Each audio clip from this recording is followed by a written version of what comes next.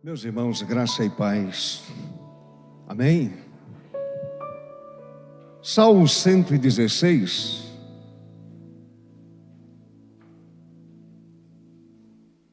Salmo 116, verso 12.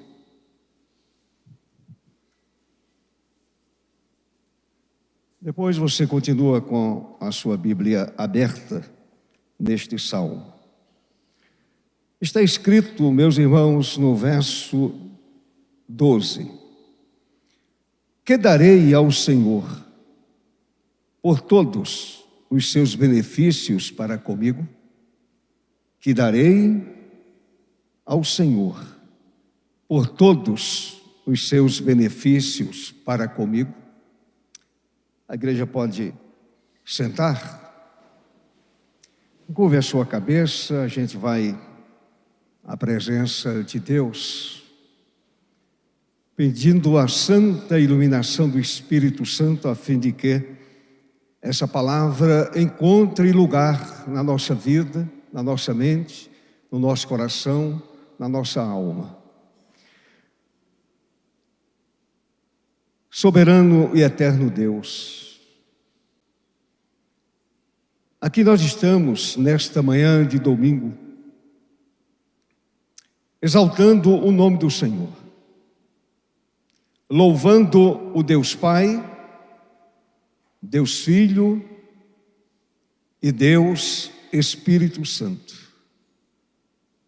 O Deus sempre presente no meio do seu povo. O Deus que recebe louvor, o Deus que escuta oração, e o Deus que fala através da santa, preciosa e poderosa palavra. Palavra escrita de Deus, palavra revelada do Senhor nosso Deus. Ilumina, Senhor, a nossa mente. E a mim, teu servo, que estarei ministrando a palavra, usa-me apenas como instrumento em tuas mãos. Faz isto, Senhor, para a honra do teu próprio nome e para a edificação da igreja aqui presente e edificação para a vida daqueles que nos acompanham pela internet. Assim, ó Deus, nós oramos e agradecemos, não pelos nossos méritos, mas pelos méritos de Jesus, nosso Senhor. Amém. Amém. Meus irmãos, louvamos a Deus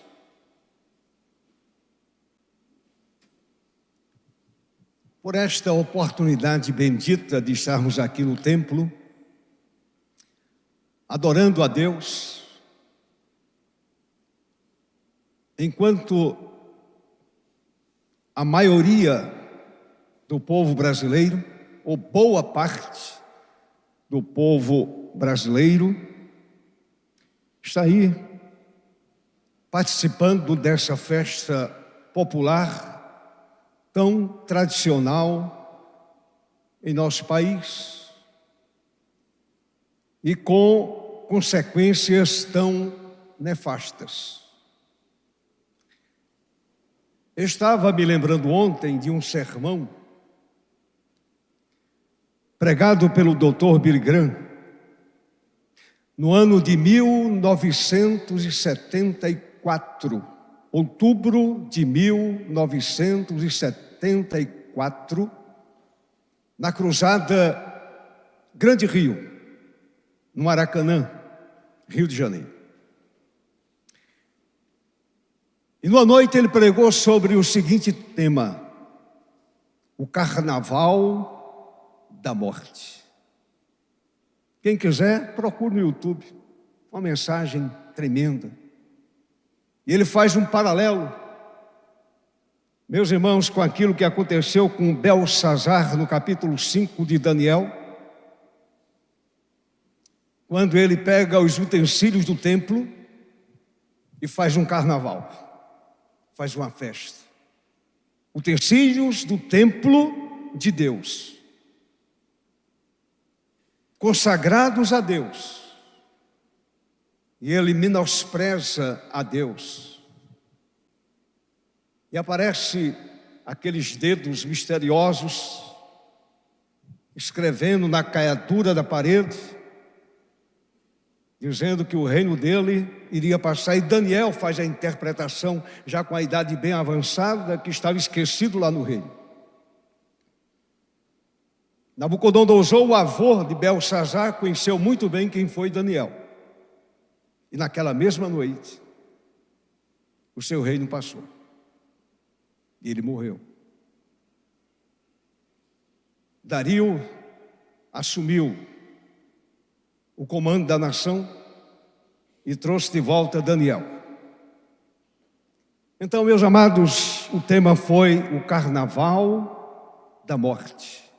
E Billy Graham fez esse paralelo entre aquela festa que Daniel registra e o carnaval brasileiro. E graças a Deus que nós, povo de Deus, povo que conhece o Senhor e conhece a palavra preciosa e santa, estamos aqui nesta manhã de domingo e muitos estão em retiros, na consciência cristã, em outros eventos, ouvindo a palavra, adorando a Deus, louvando a Deus, orando e buscando a face preciosa do Senhor nosso Deus. Portanto, o Senhor nos livrou dessa festa tão nefasta. Eu gostava muito do carnaval. Para mim era a melhor festa. Embriaguez, muita festa, muita folia, muita coisa errada. E o Senhor me livrou, ainda muito novo, ainda muito jovem. Louvado seja Deus por isso, e eu glorifico o nome bendito do Senhor para todo o sempre. Amém. Volte para o Salmo 116, Salmo 116, meu querido irmão.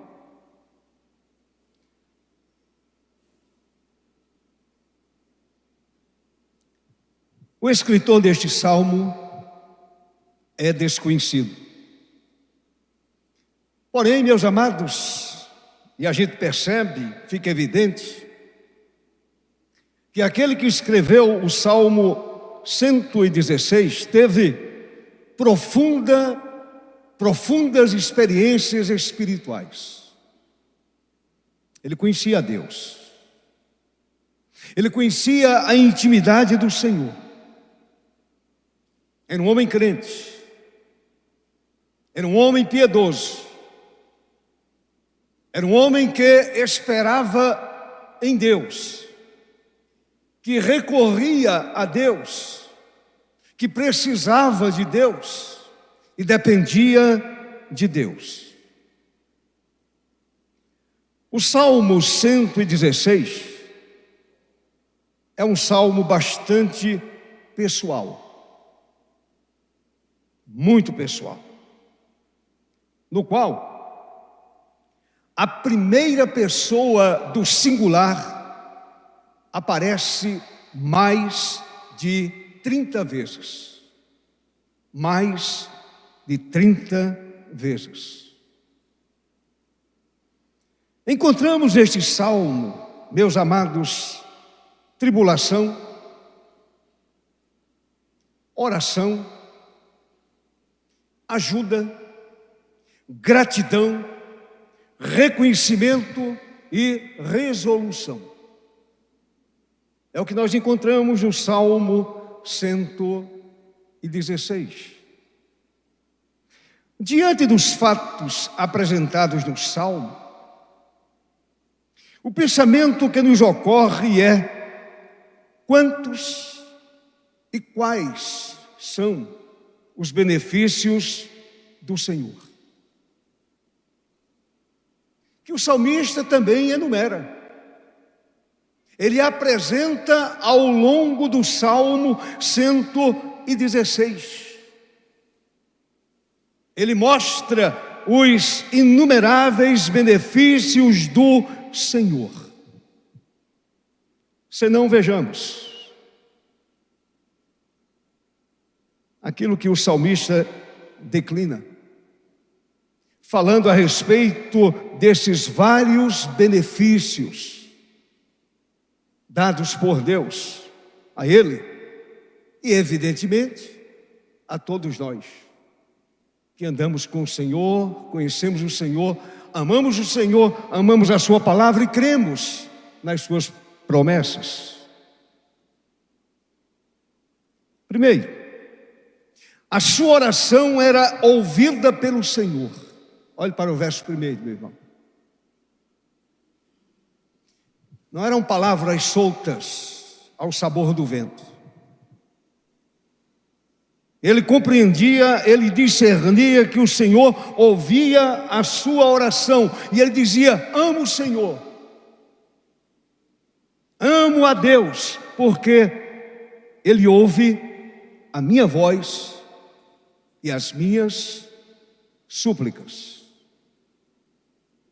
Eu amo a Deus, eu me regozijo em Deus, eu exalto a Deus, eu glorifico a Deus, eu honro a Deus, porque o Senhor, de uma forma misericordiosa, me ouve, apesar de mim,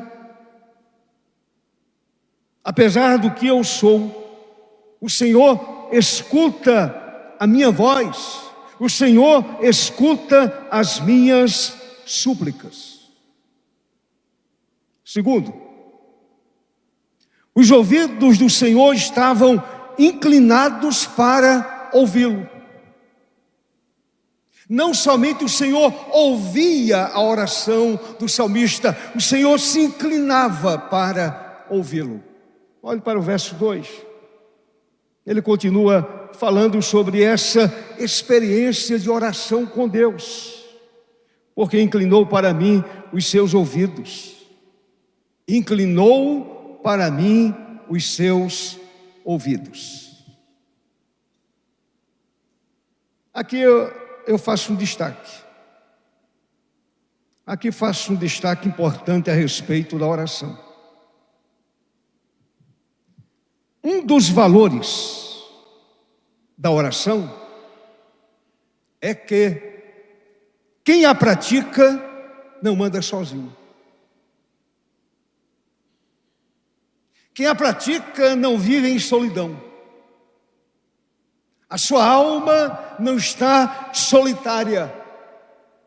Quem pratica a oração percebe a presença de Deus. A pessoa não anda sozinha. A oração habitual resulta em constante amizade com Deus. Intimidade. Conhecendo o querer de Deus, conhecendo a vontade soberana do Senhor. A oração proporciona esse evento ao cristão. Amizade com Deus. Mas voltemos, terceiro ponto, terceira coisa. No momento da desolação interior, que leva à tribulação e tristeza, o salmista lembrou que Deus é compassivo, que Deus é cheio de compaixão. Ele lembrou que Deus é justo. Ele lembrou que o Senhor é misericordioso, do versículo 3 até o versículo de número 5. Olhe para a sua Bíblia. Está escrito assim no verso de número 3. Laços de morte me cercaram, angústia, tribulação, tristeza. E angústias do inferno se apoderaram de mim. Fiquei aflito e triste. Normal, natural na vida de um ser humano. Na hora do aperto vem a aflição e vem a dor. Verso 4, o que ele fez? Então invoquei o nome do Senhor, dizendo: ó Senhor, livra a minha alma. Louvado seja o Senhor para sempre. Verso 5. Compassivo, cheio de compaixão, cheio de justiça é o Senhor, e Ele completa: o nosso Deus é misericordioso. Quarto, a vida vencida e prostrada é erguida pelo Pai da misericórdia, e a alma volta ao sossego pela generosidade do Senhor. A alma vencida, prostrada, derrotada, ela é levantada pela mão poderosa do Senhor nosso Deus. Olhe para o verso 6 e verso 7, meu irmão. A Escritura aqui vai nos mostrar que a alma volta ao seu sossego anterior em Deus. Verso 6 e verso 7. O Senhor vela pelos simples. Quando eu estava prostrado, Ele me salvou, Ele me ergueu. Ó minha alma, volta ao sossego, pois o Senhor tem sido bom para você. Volta para o sossego. Volta para Deus, volta para os braços eternos e poderosos do Senhor. Volta para Deus. Sossegue. Aquiete o coração. Aquiete a mente. Aquiete a alma nos braços do Senhor. Quinto, as lágrimas são estancadas, a morte é vencida, os pés são firmados em terreno firme. Que descoberta fantástica fez o salmista. Olhe para o verso 8. Verso 8. Pois livraste da morte a minha alma, das lágrimas os meus olhos, da queda os meus pés. O salmista agora está seguro, está firme. Ele se livrou da morte, as lágrimas foram estancadas, e agora os seus pés pisam em terreno firme.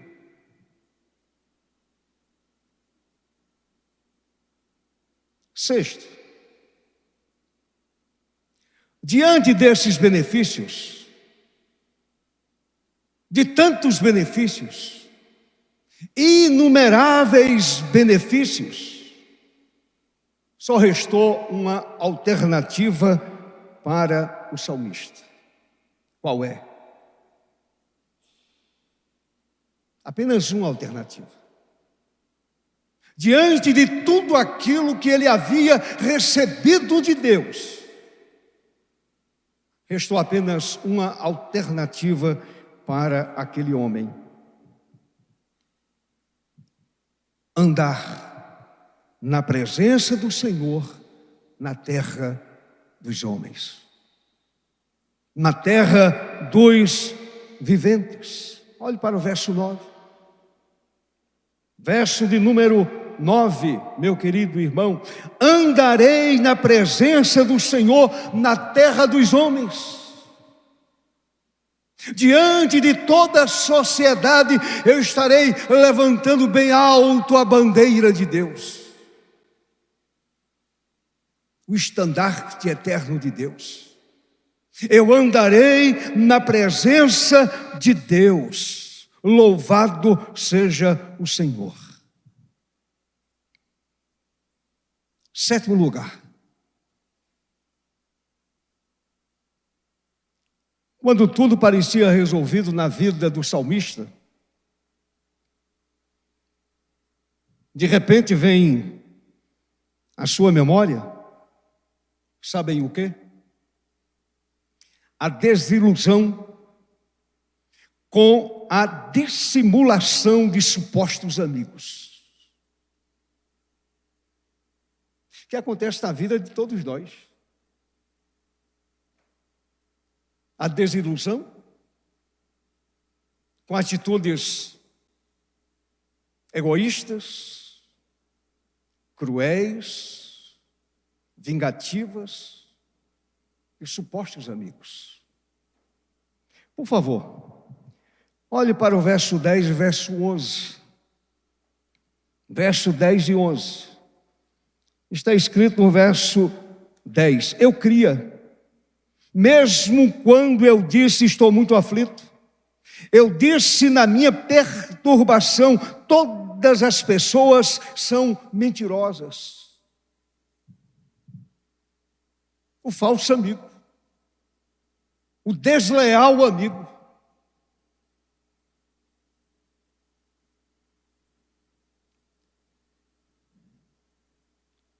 Em oitavo lugar, irmãos,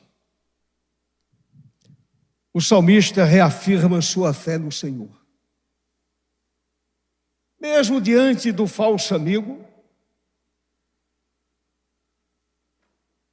o salmista retorna à sua posição de servo, fiel de Deus, e assume ou reafirma sua fé no Senhor. Verso 12 e verso 13. Por favor, olhe para a sua Bíblia. Que darei ao Senhor por todos os seus benefícios para comigo?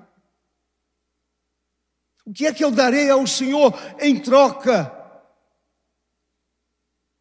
de tantos e tantos benefícios, inumeráveis benefícios? O que eu darei ao Senhor?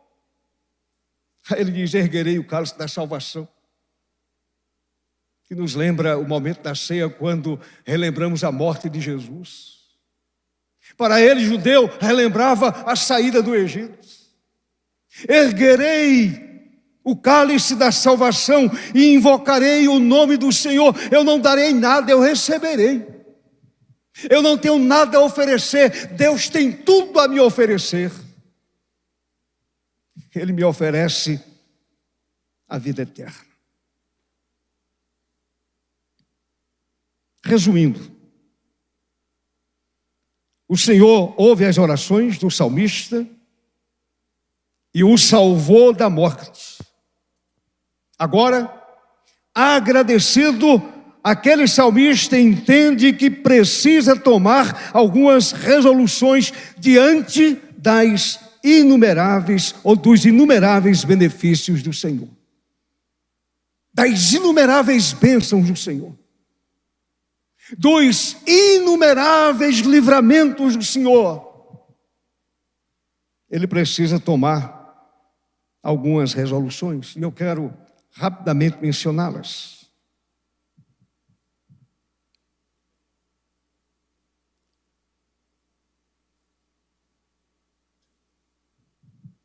Primeiro, ele louva o Senhor por salvá-lo. Assim como eu e você fazemos, a gente nem merece nada de Deus, muito menos a salvação. E a gente exalta a Deus, glorifica, honra, louva, porque mesmo sendo o que nós somos, Ele resolveu soberanamente alcançar a minha vida e a sua vida. E alcançou a vida do salmista. E ele continua ainda alcançando vidas. Observe o verso 13. Escreveu o poeta desconhecido: erguerei o cálice da salvação. salvação que graciosamente o Senhor me deu, e invocarei o nome do Senhor. Deixe-me dizer algo importante, meu irmão. O tema bíblico que nos impressiona é o seguinte: do pecado para a salvação pela graça, da desonra para a honra, da morte para a vida, do inferno para o céu. Não sei se você fica impressionado com isso, me impressiona. Do pecado para a salvação pela graça, da morte para a vida, do inferno para o céu. E houve também uma mudança de anjo. Aquele anjo das trevas foi afastado. Agora quem dirige é o anjo do Senhor.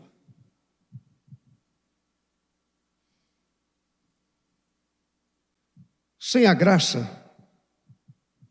o homem é escravo do diabo. Sem Deus, o homem é escravo do diabo. Sem Deus, o homem não ergue o cálice da salvação e não agradece a Deus pela dádiva da salvação. Erguerei o cálice da salvação e invocarei o nome do Senhor. Portanto, sem a graça, o homem é escravo do diabo, do pecado e da carne. Portanto, condenado, portanto, morto em seus delitos e pecados, portanto, separado de Deus, portanto, cidadão do inferno. Paulo, em sua carta aos Efésios, escreveu, capítulo 2, verso 8. Está escrito: porque pela graça vocês são salvos. Pela graça. A graça que arranca da morte para a vida. A graça que arranca da escuridão para a luz. Como escreveu o escritor de Provérbios: na tua luz vemos a luz. Na tua luz vemos a luz. Porque pela graça vocês são salvos mediante a fé, e isto não vem de vocês, é dom de Deus.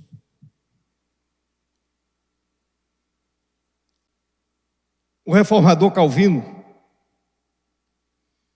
dizia que a salvação não é um galardão ou recompensa. Quem merece recompensa aqui? Quem merece esse galardão da salvação? Quem merece o céu aqui? Portanto, Calvino tem muita razão quando escreveu: salvação não é galardão ou recompensa, mas simplesmente graça. Simplesmente favor de Deus, simplesmente bondade de Deus, simplesmente misericórdia de Deus.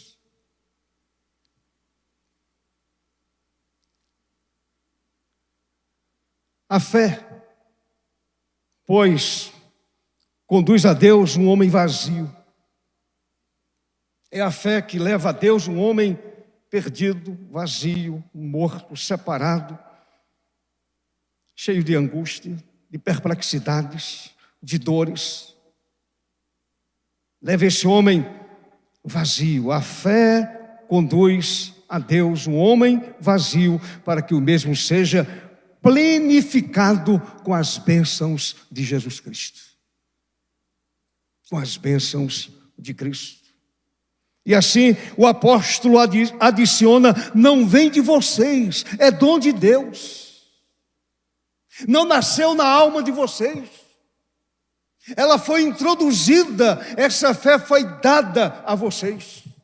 Não vem de vocês. Aí Calvino dizia: para que, nada reivindicando para si mesmos, os salvos reconheçam unicamente a Deus como o autor de sua salvação eterna. Que darei ao Senhor por todos os seus benefícios. Eu vou tomar uma atitude, eu vou erguer o cálice da salvação e passarei a invocar o nome de Deus. É dom de Deus, como Paulo completou ainda no verso 8. A nossa salvação, portanto, é fruto do amor do Pai, do amor do Filho e do amor do Espírito Santo. O salmista, é claro, extasiado diante do cálice da salvação, oferecido gratuitamente pelo Senhor, diz: erguerei o cálice da salvação e invocarei o nome do Senhor. A invocação do nome de Deus vai ser algo constante no meu viver, na minha caminhada. Ele me encontrou, Ele me salvou, Ele me perdoou, Ele encheu de vida a minha vida, Ele encheu de brilho o meu interior, Ele encheu de graça. Portanto, a partir de agora, invocarei o nome do Senhor para sempre. Então, amados, certamente é também a nossa própria experiência. Diante da enormidade da graça da salvação que o Senhor nos deu. Diante da enormidade dessa salvação. Eu não sei, parece-me que a cada dia que passa, eu entendo que estou me aproximando daquele dia que o Senhor me levará para Ele. E cada dia que passa eu fico mais extasiado diante da salvação. E eu procuro erguer o cálice da salvação na minha vida. E invocar o nome do meu Senhor. O nome do meu Deus. O nome do meu para sempre Redentor. Segunda coisa.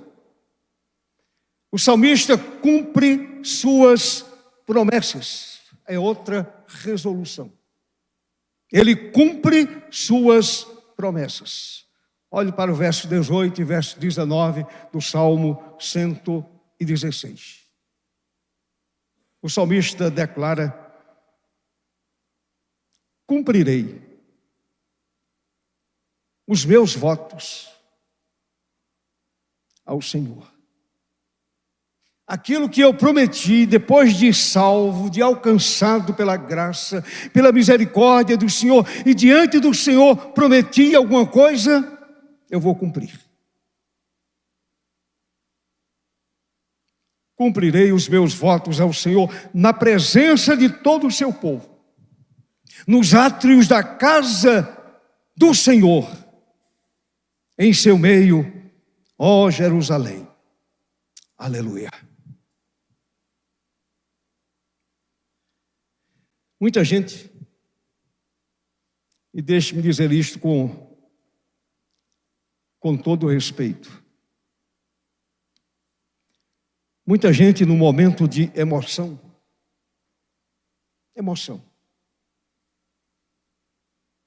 não é algo racional, é algo emotivo somente.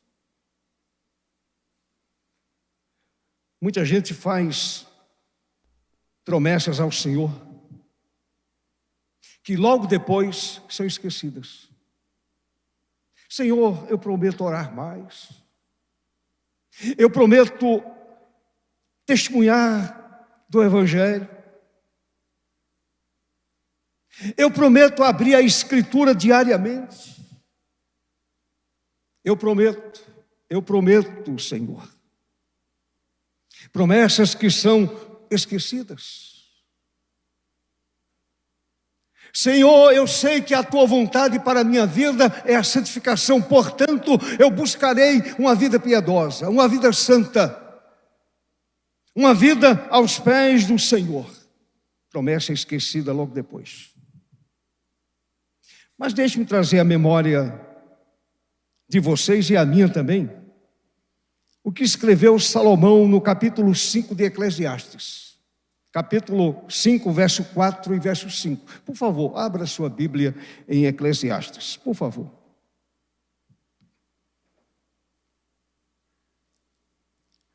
Eu copiei aqui no meu esboço.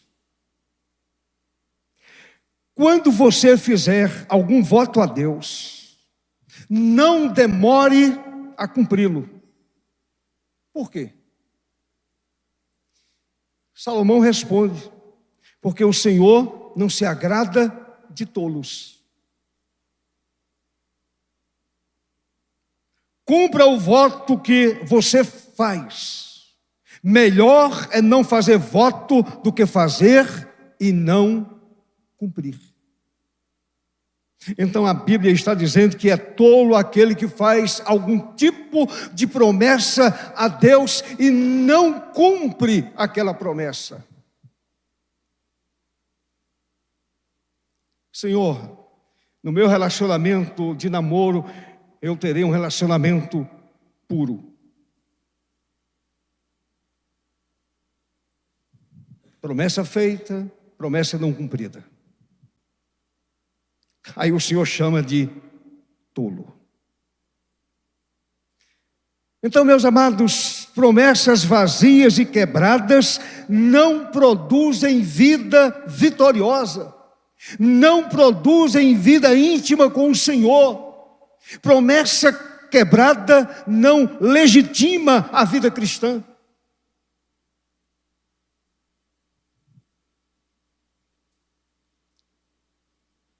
Políticos quebram suas promessas. Homens de negócio anulam seus contratos. Médicos quebram seu juramento.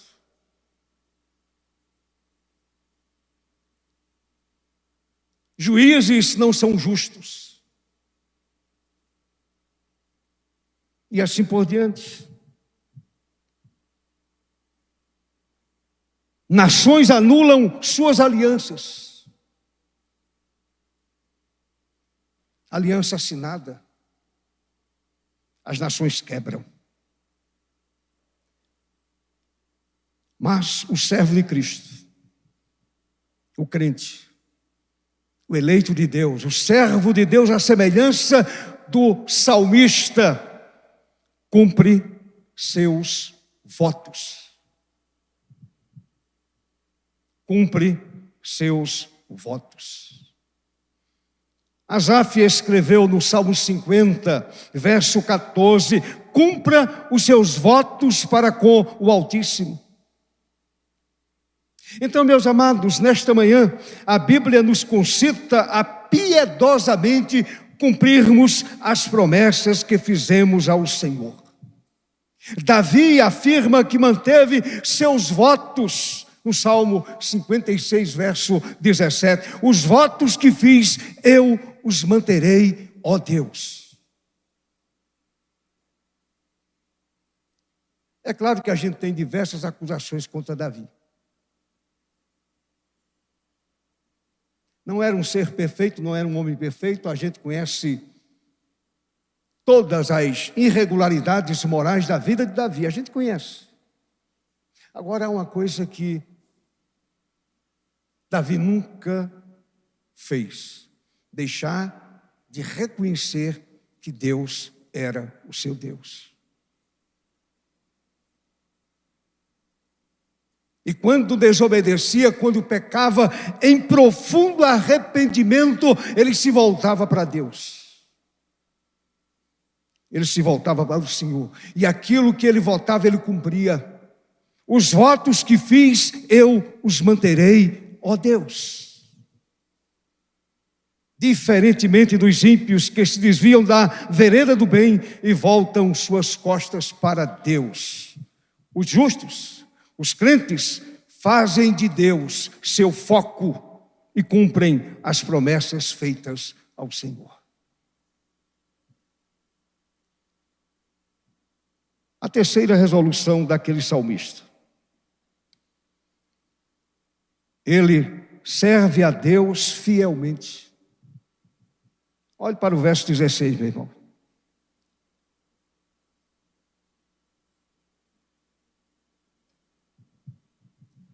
Ele serve a Deus fielmente. Olhe para a afirmação do salmista, verso 16: Senhor, eu sou de fato teu servo. Eu sou crente. Eu não sou crente meia boca. Eu não sou crente modinha. Eu não faço número na congregação. Eu sou crente. Senhor, eu sou de fato teu servo. Eu sou teu servo, filho da tua serva, que era uma mulher crente também. Uma mulher piedosa também. Quebraste as correntes que me prendiam. Agora eu sou um homem livre. E como homem livre, eu te sirvo fielmente. Meus irmãos, deixe-me dizer também a você o seguinte: as correntes que prendiam a nossa alma foram quebradas pelo nosso bom Salvador. Aquele jugo antigo foi quebrado. As cadeias que nos prendiam, elas foram despedaçadas. Elas foram arrancadas. E arrancadas para sempre. Louvado seja o Senhor. João 8:36, o Senhor diz: se pois o Filho os libertar, vocês serão verdadeiramente livres. Não é meio livres, não. Livres para sempre. Libertos para servir fielmente ao Senhor dos senhores e Rei dos reis. Quando o Senhor quebrou as cadeias que me prendiam ao mundo, ao pecado, à carne, ao diabo, aos vícios, a tudo aquilo que é negativo, meus irmãos, quando eu compreendi esta verdade, eu me coloquei à disposição do Senhor para o seu trabalho, para a sua obra, para o seu reino.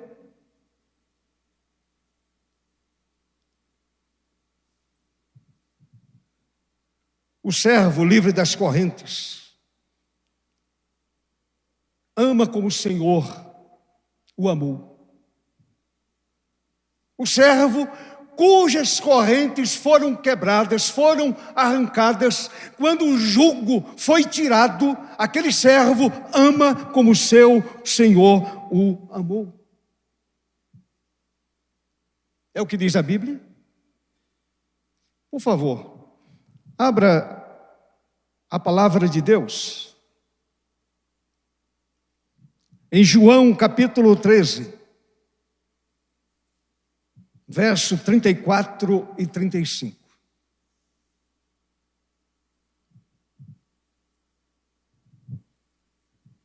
Eu estou à vontade porque não tem EBD. Por isso estou caminhando tranquilamente, passeando pela Escritura, e uma coisa, não é, um assunto vai trazendo outro assunto e a gente vai conversando. E a gente vai aprendendo.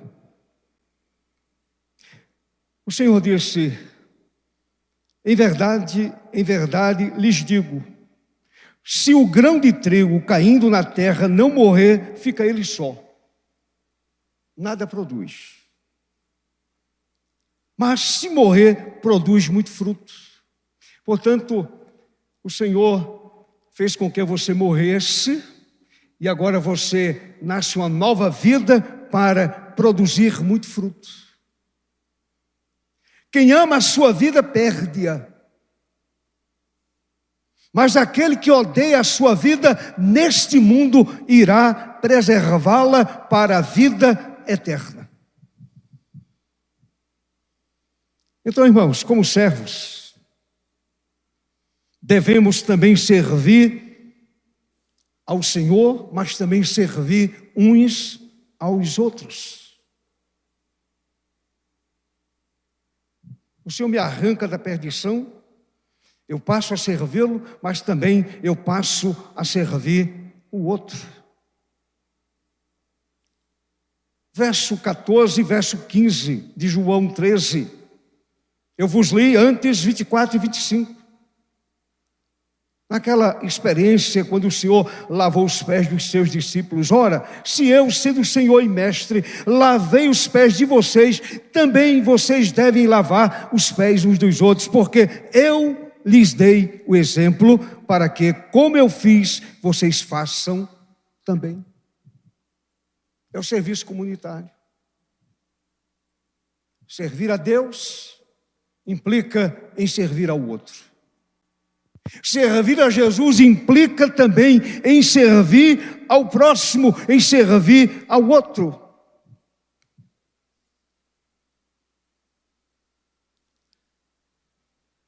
Então, irmãos, quando colocamos a nossa vida no altar de Deus, na experiência do dia a dia, na experiência da oração, a gente percebe que o Senhor nos fez morrer para o mundo, para o pecado, para a carne, a fim de que nos envolvêssemos com o seu reino, com a sua obra. E nos envolvêssemos com o outro. Tomamos o jugo do Senhor Jesus para servir a igreja dele. Para servir a igreja que ele comprou com o seu próprio sangue. Tomem sobre vocês o meu jugo e aprendam de mim. Aprendam de mim, porque sou manso e humilde de coração, e vocês acharão descanso para a alma de vocês.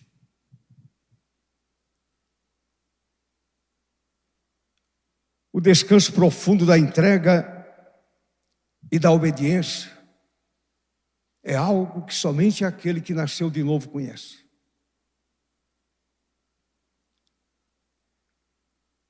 O Senhor diz: toma o meu jugo.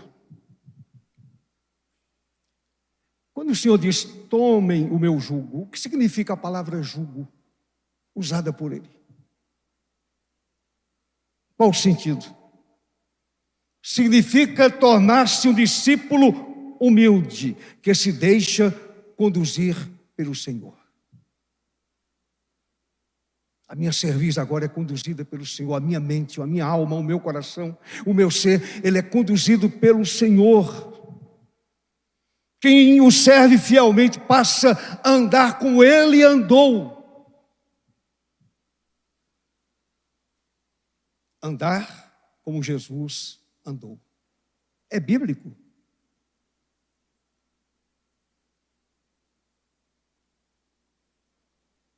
É possível. Será que a gente pode andar como Jesus andou? Será que a Bíblia diz alguma coisa a esse respeito? Vejamos o que escreveu João, 1 João 2,6. Quem permanece nele, esse deve também andar assim como ele andou. Então, meus amados, o padrão perfeito que deve ser imitado é Jesus. Eu preciso mirar na pessoa de Jesus. Eu preciso olhar para o Senhor. Eu preciso olhar para o Mestre.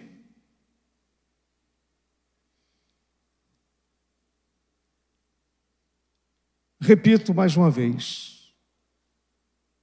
O Senhor Jesus, pela sua maravilhosa graça, quebrou as nossas cadeias. Ele despedaçou as nossas cadeias, a fim de que o sirvamos fielmente.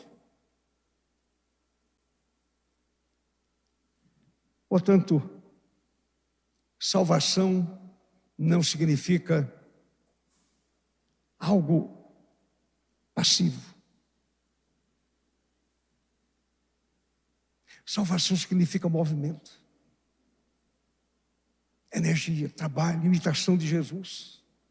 Fazer o que ele fez, andar como ele andou, servi-lo com integridade, um servo fiel a ele em todas as situações. Finalmente, irmãos, o salmista no Salmo 116 oferece ao Senhor sacrifícios de gratidão e invoca o nome do Senhor, como tão explicitamente escreveu. Olhe, por favor, para o verso 17. Verso 17. A ti oferecerei sacrifícios de ações de graças e invocarei o nome do Senhor. Sigamos este exemplo e ofereçamos sacrifícios de louvores a Deus continuamente por meio de Jesus. Como está escrito na carta aos Hebreus, por meio de Jesus, pois ofereçamos a Deus sempre sacrifícios de louvor, que é fruto de lábios que confessam o seu nome. Quem confessa sinceramente o nome de Jesus, oferece sempre sacrifício de louvor ao Senhor.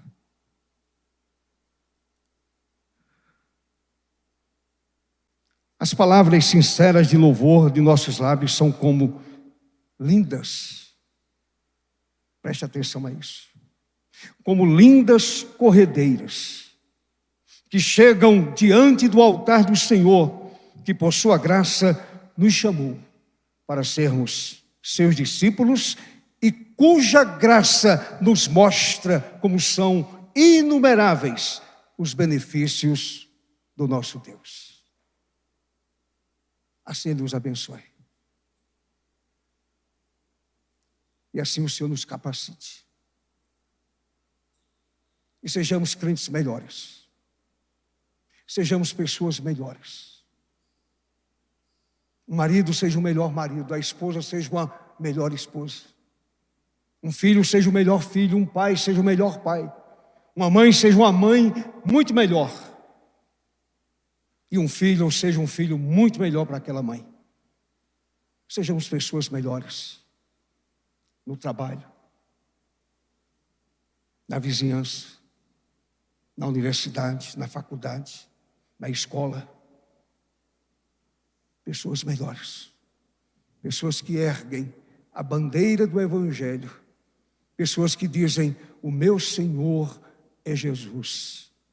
Como diz Marcos, que não veio para ser servido, mas para servir e dar a sua vida em resgate de muitos.